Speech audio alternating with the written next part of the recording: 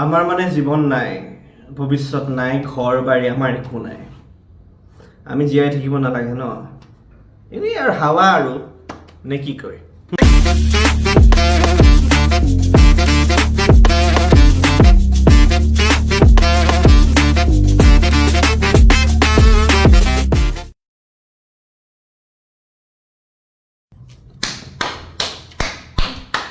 তালি বজাও, তালি বজাও। সাংবাদিক আহিছে, গালি পাৰ সাংবাদিকক।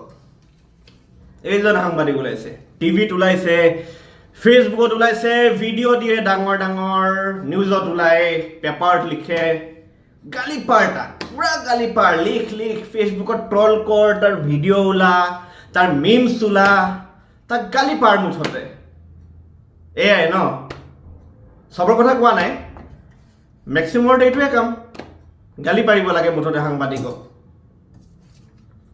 এখন এনভেলপ দেই, মই ডায়েৰী বিচাৰি পোৱা নাই, হাতত কলম আছে, এখন নাই দুখন এনভেলপ, একো লিখা নাই বাৰু, পিছত কিবা লিখিম, ৰাখি থৈছোঁ। প্ৰসংগটোলৈ আহোঁ এতিয়া।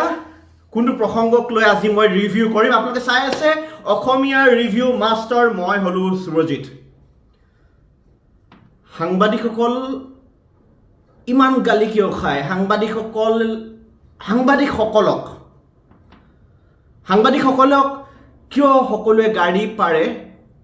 সেইটো এতিয়া চবে ভাবি থাকে ন কথাটো, যে সাংবাদিকসকলক কিয় গালি পাৰে। কি তাৰ মাজতে এটা বস্তু বহুতে পাহৰি গৈছে, বহুত মানুহে চাগে বহুতৰ ধ্যানত অহা নাই।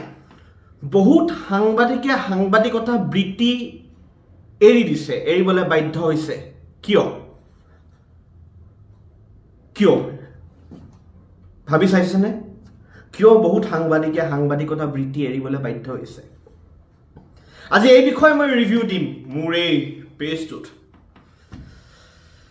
থাকিল কথা, কালি ইয়াৰে মানুহ শ্ব' চালে চাগে বহুতে, একদম ডাঙৰ ডাঙৰ পাছ দেখিলোঁ চবৰে, বঢ়িয়া লাগিলে, ভাল লাগিলে। মোৰ চোৱা নহ'ল বাৰু, গুৱাহাটীত থাকিলে বাৰু চালোহেঁতেন। বাৰু যি নহওক, আজি এই টপিকটোৰ ওপৰত মই আলোচনা কৰোঁ অলপমান। সাংবাদিকসকলক কিয় সকলোৱে গালি পাৰে, সাংবাদিকসকলে কিয়, বহু সাংবাদিকে এতিয়া বিকল্প পথ অনুসৰণ কৰিবলৈ বাধ্য হৈছে। সাংবাদিকতা বৃত্তি বহু সাংবাদিকে এৰাৰ চিন্তা চৰ্চা কৰি আছে, বহুতে ইতিমধ্যে এৰি দিছে। কিয়? আপোনালোকে ভাবি চাইছে নে যে যেতিয়া কিবা এটা বাতৰি হয়, কোনোবা অঞ্চলত কিবা এটা ঘটনা হয়, আপোনালোকে ফোন কৰে ন, আপুনি বাৰু আমুক চেনেলৰ সাংবাদিক নেকি, আপুনি আমুক পেপাৰৰ সাংবাদিক নেকি, আহিব নেকি আমাৰ তাত, এই বাতৰিটো কৰি দিয়ক। সাংবাদিকজনে কয়, ঠিক আছে দাদা, আমি আহি আছোঁ। ধৰক GS ৰোডত সাংবাদিকজনৰ চেনেল, আপুনি থাকে মালিগাঁৱত, আপুনি হঠাৎ ফোন কৰিলে সাংবাদিকজনক যে আপুনি আহকচোন, যিমান জল্দি পাৰে 10 মিনিটমানৰ ভিতৰত আহক, আপুনি আমাৰ ইয়াত বাঘ এটা ওলাইছে। সাংবাদিকজনে ক'লে মই আহি আছোঁ, ৰ'ব। কিন্তু সাংবাদিকজন আপোনাৰ তাত পাওঁতে আধা ঘণ্টামান লাগি যায়। দাদা আপুনি সাংবাদিকজনক গালি পাৰে, সাংবাদিক আপোনাৰ কাম নাই, আপুনি ইমান দেৰি লগাইছে, কোনো কাম নাই। তাৰপিছত পাৰিলে তাক সাংবাদিকজনে যেতিয়া নিউজটো যেতিয়া পাব্লিছ কৰিব, নিউজটো মানে মালিগাঁৱৰ পৰা গৈছিল GS ৰোড, তাৰপিছত আপোনালোকে গালি পাৰিব ফেচবুকত মেক্সিমামে, ইয়াৰ কাম নাই, আৰু বাঘৰ লগত গৈ নিউজ কৰিছে, কিবা কিবি। গম পাইছেনে GS ৰোডৰ পৰা মালিগাঁৱলৈ কিমান দূৰ? মই জাষ্ট এটা উদাহৰণ দিছোঁ দেই। অসমৰ বিভিন্ন ঠাইত বিভিন্ন সাংবাদিক আৰু বিভিন্ন পাব্লিকে এই যি গেপটো মিলাই চাব পাৰে। গম পায়নে মালিগাঁৱৰ পৰা GS ৰোডৰ পৰা মালিগাঁও কিমান দূৰ? বহুত দূৰ, মিনিমাম 25 মিনিটৰ বা আধা ঘণ্টা সময় লাগে, আৰু ট্ৰেফিক জাম যদি হয় 40 মিনিট 50 মিনিট লাগে। এজন টেলিভিশ্যন সাংবাদিকৰ কথা মই কৈছোঁ, সি লগত কেমেৰামেনটো ল'ব লাগে। যেতিয়া বাতৰি এটা খবৰ আহে, তাৰপিছত সাংবাদিকজনে খবৰ কৰে যে কেমেৰা পাৰ্চন কোন আছে অফিচত, বা যদি সি বেলেগ জেগাত মুভ কৰা নাই, তেতিয়া ফোন কৰে যদি অফিচত কেমেৰা পাৰ্চন আছে, কেমেৰা পাৰ্চনজনক লৈ সাংবাদিকজন ওলাই, তাৰপিছত বাইক ষ্টাৰ্ট কৰে, ট্ৰেফিক জাম ফালি যিমান স্পীডত পাৰে, নিজৰ জীৱনৰ কথা নাভাবে, স্পটত গৈ ওলাই বাতৰিটো কৰে। তাৰপিছত আপোনালোকে গালি পাৰে সাংবাদিকটোক যে এনেকুৱা সাংবাদিকৰ কোনো কাম নাই, কিবা কিবি। জাষ্ট এটা উদাহৰণ দিলোঁ মই, বাৰু যি নহওক, এতিয়া মূল টপিকটোলৈ আহোঁ মই। আজিৰ তাৰিখত আটাইতকৈ গালি খোৱা প্ৰফেশ্যনটো কি যদি কোনোবাই যদি সোধে, কি হয়? সাংবাদিক। আৰু বহুতে ভাবে ন, একো নাপাইখিনি আহিছে, জীৱনত একো নকৰি আহিছে। ভাইহঁত, ভাল ভাল ডিগ্ৰী লৈ ভাল কোৱালিফাইড ল'ৰা চব আজিৰ তাৰিখত সাংবাদিকতা কৰি আছে। Masters degree qualified, MBA qualified, bachelor degree in physics chemistry লৈকিনো সাংবাদিকতা কৰি আছে, ভাল ভাল ইনষ্টিটিউটত পঢ়ি আহিছে ল'ৰা ছোৱালী সাংবাদিকতা, এনেই অহা নাই বহুতে। তাৰ মাজত আছে বাৰু দেই, তাৰ মাজতে বহুত আছে আজিকালি, বহুতে মানে কিছুমান বহুত ফেচবুক পেজ খুলি দিছে, নিউজ পেজ খুলি দিছে, যাকে তাকে সোমাই দিছে বাৰু, সিহঁতে বাৰু বদনাম কৰি দিছে। কিন্তু তাৰ পাছতো বছৰ বছৰ ধৰি কষ্ট কৰি দিন ৰাত একাকাৰ কৰি 10, 20, 25, 30 বছৰ ধৰি সাংবাদিকতা কৰা মানুহ আমি দেখিছোঁ, আমি নিজে দেখিছোঁ। চাইকেল চলাই চলাই জীৱন পাৰ কৰি দিয়া সাংবাদিক আমি দেখিছোঁ প্ৰেছ ক্লাবত। আপোনালোকে ভাবি চাইছেনে তেওঁলোকৰ পৰিয়াল কেনেকৈ চলিছে, জীৱনটো কেনেকৈ চলিছে, কিমান কম টকাত তেওঁলোকে জীৱন নিৰ্বাহ কৰিছে? একবাৰো আপোনালোকে কোনেও ভাবি নাচালে, কোনো আজিলৈকে ভাবি চোৱাই নাই। বহু সাংবাদিকতা এৰিবলৈ বাধ্য হয়, কিয় জানেনে? বিকজ অফ দিছ মানি। আমি বাৰু লাকি, নিজকে লাকি বুলিয়ে ক'ম, কাৰণ যেতিয়াবা কেৰিয়াৰ ষ্টাৰ্ট কৰিলোঁ, ছেটেলাইট চেনেলত কাম কৰিলোঁ, আজিলৈকে চেলাৰী গেপ হোৱা নাই, চেলাৰী একদম টাইমত পাওঁ। যিমানকেইটা ছেটেলাইট চেনেলত কাম কৰিলোঁ পাই আছোঁ চেলাৰী, ভগৱানৰ আশীৰ্বাদত বা যি নহওক। কিন্তু আই ফিল ফৰ দেম, মই ফিল কৰোঁ তেওঁলোকৰ বাবে, যিসকল সাংবাদিক, মফচলীয়া সাংবাদিক অসমৰ বিভিন্ন প্ৰান্তত আছে, আৰু গুৱাহাটীতো বহুত পেপাৰত আছে, বহুত কিছুমান নকওঁ, বহুত জেগাত আছে। এতিয়াও কিমান টকাত কাম কৰে গম পায়? 2023 ন, 5,000, 6,000, 3,000 টকাত কাম কৰা সাংবাদিকো আছে। আপোনালোকে ভাবে, কেনেকৈ ভাবে কওকচোন, কেনেকৈ চলে সিহঁতৰ ঘৰখন? কোনোতো ভাবি নাচায় সেই কথাটো, সিহঁতৰ কথা। থাকিল কথা কয় যে সাংবাদিকে এতিয়া নিৰপেক্ষ নহয়। আৰে বাবা, কি কৰিব 5,000 টকীয়া পোৱা সাংবাদিকে? মালিকে যি কয় কৰিবই লাগিব না। মালিক পক্ষৰ চেনেল এটা কেনেকৈ চলে? ৰেভিনিউ লাগে। চেনেল এটা আপুনি কৈ দিলে বা আপুনি চাই দিলে চেনেল এটা চলি নাচায় ন। চেনেল এটা মাৰ্কেটিং পলিচি থাকে, ৰেভিনিউ থাকে। চেনেলটোত যিমান TRP আহিব, যিমান ভাল নিউজ আহিব, সিমান চেনেল এটা TRP পাব, টেলিভিছন ৰেটিং পইণ্ট। এটা ফেচবুক নিউজ পেজ এটাই যিমান ফেচবুক ৰেটিং পইণ্ট যিমান গেইন কৰিব, সিমান ৰেভিনিউ পাব। মাৰ্কেটিং ডিপাৰ্টমেণ্টে ডাঙৰ ক্লাইণ্টৰ লগত কথা পাতিব, তাৰ বিনিময়ত তেওঁলোকে এডভাৰটাইজমেণ্ট তেওঁলোকে দিব, আৰু চেনেল বা যি পৰ্টেলসমূহক পইচা দিব, পইচা আদায় কৰিব। তাৰ পাছত সেই যি পইচা পাব মাৰ্কেটিং বোৰ্ডে, তাৰ পাছতে চেনেলৰ যিসমূহ ৰিপৰ্টাৰ্ছ আছে বা অন্যান্য যিসকল কৰ্মচাৰী আছে, তাৰপিছত তেওঁলোকে দৰমহা পায়। নিউজ চেনেলছখিনি বা ভাল প্ৰতিষ্ঠিত পেপাৰছখিনি বা ভাল পৰ্টেলছখিনিৰ যিসকল সাংবাদিক আছে, চেলাৰী ভাল পাই আছে, মিছা কথা নকওঁ। কিন্তু তাৰ পাছতো বহুত কষ্ট কৰি চলি আছে বহুত সাংবাদিক। আপোনালোকে ভাবেনে তেওঁলোকৰ বহুতে যেতিয়া ছুটি পায় ন, বছৰত যে 20-25টা ছুটি থাকে, 10 দিন, 15 দিন, 20 দিন এনেকৈ লৈ মাজত মিলাই বছৰত খেতি কৰিব যায়। মই চিনি পাওঁ, এনেকুৱা সাংবাদিক বহুত আছে। বৰপেটা, নলবাৰীত যায়, আপাৰ আছামত যায়, লখিমপুৰত যায়, ধেমাজিত যায়। চান্স পালে মই কিয় যাওঁ ঘৰলৈ, ইমান দিন ছুটি কৰাই, তুমি কিয় যোৱা? খেতি অলপ কৰি আহোঁ, চাউল কেইটামান যদি আহে।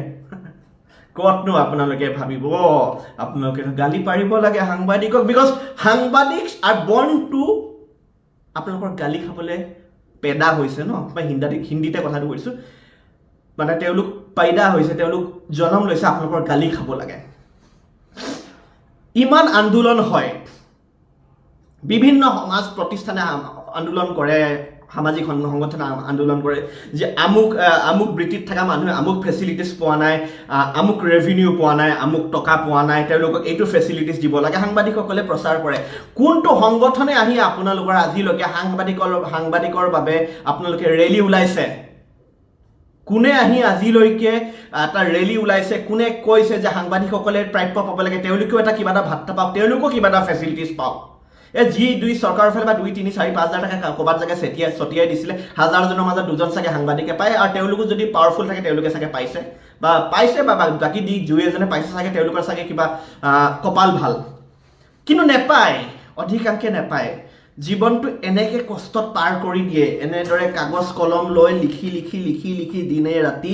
আপোনালোকে 8 ঘণ্টা বহুতে কাম কৰে ন, 16 ঘণ্টা কাম কৰা সাংবাদিকো আছে, কিন্তু পইচা কিমান আপোনালোকে নিজে গম পাইছে বাৰু।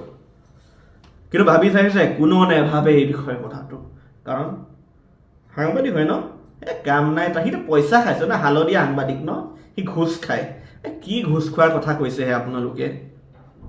সাংবাদিকজনে নিউজটো কৰিব যায় ন, বাতৰি কৰিব যায়, নিজৰ তেল পুৰিখিনি যায়, তাৰ মাজতে 2-1জনে 1 পইচা লয়, চাহ খাবলৈ কিবা এটা দিয়ে চাগে কৰোবাক, সেইটো কোনো ডাঙৰ কথা নহয়। ভাত এসাঁজ খুৱাই চাগে কৰোবাক, সেইটো কি ডাঙৰ কথা হ'ল? কিন্তু সাংবাদিক এজনৰ বাবে আজিলৈকে কোনো মাত নামাতিলে সাংবাদিক এজনক কিবা এটা ফেচিলিটিছ দিয়ক। চৰকাৰৰ ফালৰ পৰা কিমানটা ফেচিলিটিছ দিলে আজিলৈকে সাংবাদিকৰ বাবে কি আঁচনি? সাংবাদিক এজনে যেতিয়া জীৱন পাৰ কৰে 60 বছৰ পিছত, 50 বছৰ পিছত, কি অৱস্থা হয় সিহঁতৰ? এটা অসমীয়া প্ৰভাৰ্ব আছে, লাইনটো মোৰ ওলোৱা নাই, কিবা লেঠু চিঙা বেঙেনা নে কি বুলি চাগে সেইটোৱে কয়। মোৰ ইমান অসমীয়া ইংৰাজী মিক্স হৈ যায়, সেইকাৰণে মোৰ অলপ খেলি মেলি লাগি যায়। বাৰু যি নহওক, সেনেকুৱা অৱস্থা হয়। কোনো চোৱা নাথাকে সিহঁতৰ, কোনো নেচাই সিহঁতক যে কি কৰিব, সিহঁতৰ জীৱনটো কেনেকৈ চলিব, ঘৰত কেনেকৈ একমুঠি চাউল তেওঁলোকে নিব, ঘৰ পৰিবাৰ কেনেকৈ চলিব। মুঠতে তেওঁলোকৰ কথা কোনো ভাবা মানুহ নোলায়। সাংবাদিকক গালি দিব লাগে, সাংবাদিক বদনাম, সাংবাদিক এটা বেয়া প্ৰফেশ্যন। ঐ সাংবাদিক, ঐ ৰিপৰ্টাৰ, ঐ কেমেৰা, ঐ মিডিয়া। আবে কি ঐ মিডিয়া কি? আপোনালোকক কোনোবাই কয় নেকি ঐ বুলি কোনোবাই মাতে নেকি? কিয় মাতে আপোনালোকে এনেকুৱা? সিহঁতৰ ভাল ফেমিলি বিলং কৰে, সিহঁতৰ ঘৰ এখন আছে, সিহঁতৰ ফেমিলি এটা আছে, সিহঁতে ডিউটি কৰি আছে আপোনালোকৰ বাবে। আপোনালোকৰ ঘৰত যদি কিবা এটা প্ৰব্লেম হয়, সিহঁতে এই প্ৰব্লেমটো দেখুৱায়। আপোনালোকৰ ঘৰত যদি চুৰ হয়, সেই চুৰটো সিহঁতে দেখুৱায়। আপোনালোকৰ এৰিয়াত যদি মাৰ্ডাৰ হয়, মাৰ্ডাৰটো সাংবাদিকজনে দেখুৱায়। আপোনাৰ এৰিয়াত যদি কিবা এটা কৰাপশ্যন হয়, কৰাপশ্যনটো সাংবাদিকজনে দেখুৱায়। আপোনাৰ তাত যদি পলিটিচিয়ান এজনে যদি কিবা বেয়া কাম কৰিছে, সেই বেয়া কামটো সাংবাদিকজনে দেখুৱায়। কি বেয়া কাম কৰিছে সাংবাদিকে? লিখা নাই কাগজে পত্ৰে ক'তো যে সাংবাদিক is the fourth pillar of democracy, কিন্তু ফৰ্থ পিলাৰ অফ ডেমক্ৰেচি কাম কৰি আছে সাংবাদিকে। আপোনালোকে মানক বা আপোনালোকে নামানক। থাকিল কথা, সাংবাদিকে বহুত এৰিবলৈ বাধ্য হৈ গৈছে এই প্ৰফেশ্যনটো, কাৰণ মেক্সিমামে নেপায় টকা নেপায়, কি কৰিব। মই চিনি পোৱা 2-এজন সাংবাদিক আছে, ভাল ভাল জেগাত কাম কৰিছিলে, এতিয়া সিহঁতে কিবা বিজনেছ কৰা আৰম্ভ কৰিছে, লগত সাংবাদিকো কৰি আছে, বিজনেছো কৰি আছে। আৰু সাংবাদিকজনে গাড়ী কেনেকৈ কিনিলে? আপোনালোকে আৰু এটা কথা কয় না, সাংবাদিকজনে গাড়ী কিনি ল'লে, ভাই ইমান পইচা ক'ত পালে? আৰে এনেকুৱা সাংবাদিক আছে, লাখ টকালৈ দৰমহা পোৱা সাংবাদিক আছে, গম পাই নাপায় আপোনালোকে? সিহঁতে কি টকা 15,000 টকা দি, 10,000 টকা দি সিহঁতে গাড়ী এখন EMI দিব নোৱাৰিব ভাবিছে নেকি? সাংবাদিকজনে ফ্লেট ক'ৰ পৰা কিনিলে? বাপৰে, সাংবাদিকজনে পইচা মাৰিছে দেই, পইচা মাৰি। সাংবাদিকজনক কি আপোনালোকে ঝলি লোৱা সাংবাদিক বুলি ভাবিছে নেকি এনি টাইম? যে সাংবাদিকজনে ঝোলা লৈ থাকিব, এনি টাইম চাইকেলখনে মাৰি থাকিব। সাংবাদিকৰো পইচা আছে, সাংবাদিকৰ 50,000, 60,000, লাখ টকা, 1.5 লাখ, 2 লাখ, 5 লাখ টকালৈ সাংবাদিক দৰমহা পোৱা সাংবাদিক আছে অসমত। এনেকুৱা সাংবাদিক আছে। চ' এনেকুৱা নাভাবিব। আৰু থাকিল কথা, মই পুনৰ কৈছোঁ, এনেকুৱা সাংবাদিক আছে যিসকলে আজিৰ তাৰিখত অৱস্থা নাই সিহঁতৰ, কিন্তু সিহঁতৰ কাৰণে কোনো সংগঠন, আপোনালোকে এই ফেচবুক ভিডিঅ' চাগে আপোনালোকে বহুতে চাই আছে, নিজকে এতিয়া চাগে বহুতে ভিডিঅ'ত চাই মোক গালি পাৰিব, পাৰক গালি। আপোনালোকে গালি পাৰিব পাৰে, আপোনালোকৰ অধিকাৰ আছে। আৰু গালি পাৰিলেও মই পজিটিভলি ল'ম, কাৰণ আপোনালোকে আমাৰ দৰ্শক। কিন্তু কথাটোতো ক'ব লাগিব মই কোনো ইম'চনেল হৈ কথা কোৱা নাই। য়েছ, মই অলপ ফাষ্ট কথাখিনি কৈছোঁ, অলপ স্পীডত কথাখিনি কৈছোঁ, কিন্তু বাট মোৰ প্ৰতিটো কথাখিনি সত্য। আৰু মই আমাৰ সকলোৰে বাবে এই কথাটো কৈছোঁ যে ইকুৱেলিটি ৰাখিব, সকলোকে সমান চকুৰে চাব। নিজকে যিদৰে চাই, নিজৰ পেচাটোক যিদৰে চাই, নিজৰ প্ৰফেশ্যনক যিদৰে চাই, এজন সাংবাদিককো সেনেদৰে চাওক। তেওঁলোকো এজন মানুহ, তেওঁলোকৰ এখন ঘৰ আছে। আৰু তেওঁলোকে আপোনালোকে যিদৰে বহুতে আঁচনি পায়, বহু আঁচনি পায়, তেওঁলোক কিন্তু চৰকাৰৰ এনে বহু আঁচনিৰ পৰা তেওঁলোক আজিৰ তাৰিখতো বঞ্চিত। তেওঁলোকৰ বাবে মাত মাতা কিন্তু কোনো নাই। ধন্যবাদ, আজিলৈ ইমানে। চাই থাকিব অসমীয়া ৰিভিউ মাষ্টৰ, মই সুৰজিত শইকীয়া। আৰু যদি এই ভিডিঅ'টো ভাল পালে পেজটো ফ'ল' কৰিব। থেংক ইউ ছ' মাছ, ধন্যবাদ। জয় অসম।